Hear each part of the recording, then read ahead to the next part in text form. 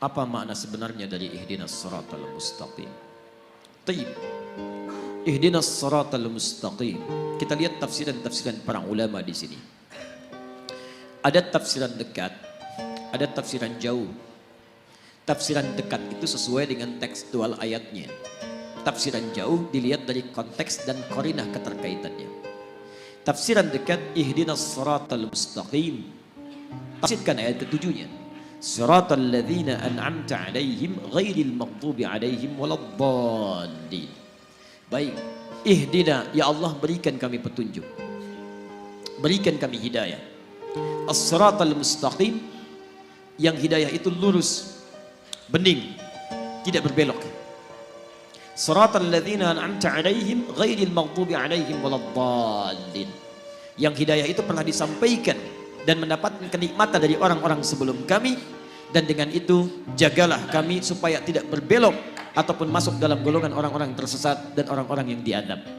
Para ulama pertama mengartikan hidayah ini pertama dengan Islam. Islam. Karena ketika hidayah disebutkan dalam Al-Quran, yang pertama menunjuk pada Islam. Hidayah jika disebutkan pertama menunjuk pada Islam. Ini satu.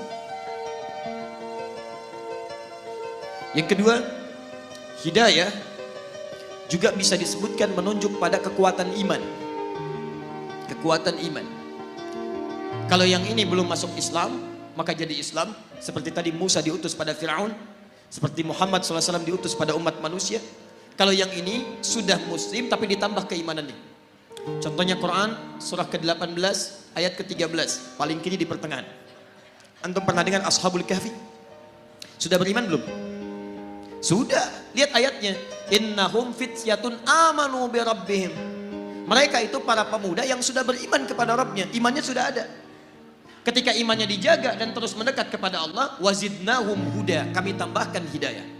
Zidnahum huda, hidayah ditambahkan, imannya dikuatkan lagi. Ketika beriman dikejar-kejar, dia pertahankan imannya. Begitu dia pertahankan imannya, kemudian masuk ke dalam gua, Allah tambahkan lagi kekuatan iman. Semakin mendekat, semakin mendekat, semakin mendekat. Baik, tiga, ada jenis hidayah, bentuknya amal soleh. Jadi kalau orang diberi hidayah oleh Allah Subhanahu Wa Taala, artinya diberi jalan untuk beramal soleh, petunjuk untuk mengerjakan amal soleh. Dalilnya Quran surah kedua, misal Al-Baqarah, dari ayat kedua sampai ayat kelima. Lihat, dzalikal kitabu la raiba fi hudan lil muttaqin. Hudan, hidayah diberikan pada orang takwa. Siapa orang takwa itu? Orang yang tergerak mengerjakan amal soleh dengan imannya. Alladzina yu'minuna bil ghaib wa yuqimunas shalah wa mimma razaqnahum yunfiqun walladzina yu'minuna bima unzila ilaik. Lihat, wabil akhirati hum yuqinun. Orang-orang yang salat, orang yang infak, orang yang baca Al-Quran disebut oleh Allah orang-orang yang mendapatkan hidayah. Ayat 5-nya, ulaika ala hudam mir rabbihim. Mereka itu mendapatkan hidayah dari Rabbnya. Makanya antum ketika, maaf ya, kalau kita mendapatkan hidayah dari Allah, maka seluruh tubuh kita akan tergerak beramal saleh. Bisa. Di antara makna hidayah penambahan iman. Apa fungsi mata? Melihat. Tuh, sudah keliru. Mata itu bukan melihat. Mata itu fungsinya bukan melihat. Kalau cuma melihat, kambing melihat. Elang melihat. Dan saya sering katakan mata elang lebih tajam daripada mata antum. Elang naik ke udara, di langit dia melihat anak ayam, kelihatan oleh dia, diterjang, diambil. Antum naik pesawat ke udara, anak antum gak kelihatan di bumi. Tapi mata elang tidak dihisap, mata antum dihisap. Quran surah 17 ayat 36. Inna sam'a wal basara wal fu'ada kullu ulaika kana anhu mas'ula. Telinga, pandangan, apa yang kita fikirkan akan dihisap oleh Allah. Karena mata kita dihisap, fungsi mata kita bukan melihat. Fungsi mata kita melihat yang baik-baik. Quran surah 24 ayat 30 untuk laki-laki, ayat 31 untuk perempuan. Qul lil mu'minin, lihat, ketika fungsi mata disebutkan, imannya dulu disebutkan. Katakan pada pria-pria yang merasa punya iman. Siapa yang punya iman? Yang mendapatkan hidayah. Karena bagian dari hidayah adalah memberikan kekuatan iman.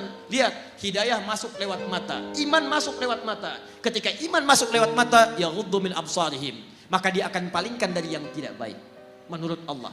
Makanya mata orang yang mendapat hidayah itu ketika melihat yang baik-baik cepat bergerak.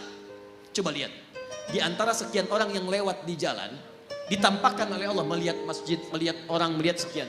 Berapa di antara yang melihat itu yang tergerak untuk datang ke masjid? Yang paling aneh begini, antum kerja nih, tiba-tiba di jalan, begitu mau pulang, azan. Begitu lewat, kok lewat masjid dan antum lihat orang sholat. Pertanyaan saya, mudah bagi Allah mengarahkan antum ke tempat lain yang tidak melihat orang sholat. Kenapa anda dibawa ke situ melihat orang sholat? Artinya Allah menginginkan anda dapat hidayah lewat mata anda. Itu poinnya. Diberbahagialah kalau anda sering diarahkan pada yang baik-baik. Dulu di Amerika itu ada 2 mahasiswa. Satu muslim, satu non muslim. Yang muslim sering berdakwah dengan akhlaknya. Dan dia sering lihat yang baik-baik. Channel One dia putar. Satu kali acara sholat isya di Mekah. Imamnya Syekh Sudes. Dia iseng tanya pada kawannya non muslim. Perhatikan kalimatnya. Menurut kamu berapa banyak orang ada di situ? Masjidil Haram. Kata non muslim, saya kira 5.000, 50.000 lah. Kata temannya, di situ setidaknya ada 500.000 sebelum dibongkar. Kata yang muslim, berapa lama waktu dibutuhkan untuk membuat mereka semua rapi seketika? Kata yang non muslim, saya pikir 3 pekan. 3 pekan. Dia kira dibariskan satu-satu.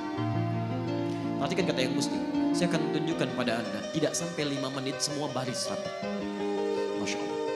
Kata non muslim ini, saya tidak percaya. Kata yang muslim, lihat. Begitu iqamat. Allahu Akbar, Allahu Akbar. Masya Allah. Yang tawaf berhenti semua. Rapi. Belum 1 menit. Sudah bengong. Tunggu. Jangan dulu bengong. Begitu Syekh Sudes memulai. Istawu. Istaqimu. Rapi, tegak semua. Begitu takbir. Allahu Akbar.